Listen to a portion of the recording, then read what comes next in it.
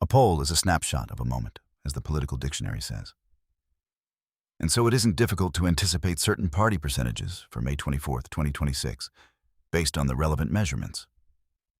Yet, no one should ignore that we are facing a completely different party landscape, where new political formations are appearing. Consequently, we also have an electorate whose DNA is, for the most part, inscrutable today.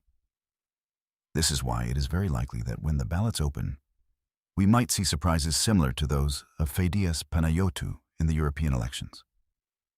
That's because around 18% to 20% of voters say they might change their minds.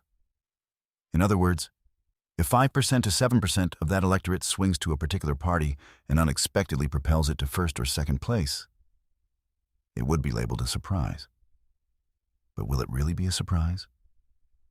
On Wednesday night, ANT1 showed that DSE's voter cohesion remains low, 57%, and reflects outflows toward ELAM, 10%, ALMA and direct democracy, 4%, while 12% of DSY voters remain undecided.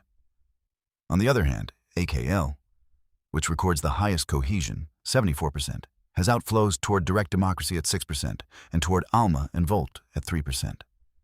ELAM loses 13% of its votes to DSE and 4% to direct democracy.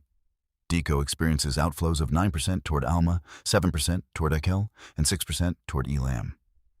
So who can make a structured prediction when research companies, to extract a sample of 1,000 voters responding to their questions, must make over 12,000 phone calls?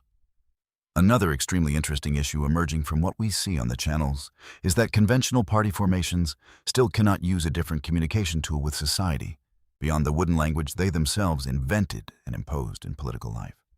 A language that younger generations not only consider alien, but actively despise.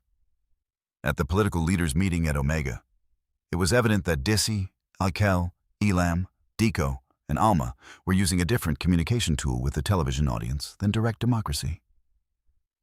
When Fedias says he doesn't know the Cyprus issue or cannot know the EU budget, why do party leaderships label him politically uneducated? Why haven't the educated and politically knowledgeable succeeded in 52 years in finding a solution? Why did 76% vote no in the 2004 referendum, rejecting the return of Famagusta, Morphu, and 52 occupied villages, as well as the withdrawal of the last Turkish soldier in 2019? Was it because 76% had read the Annan Plan and concluded that the Turkish Cypriots would make a mockery of them?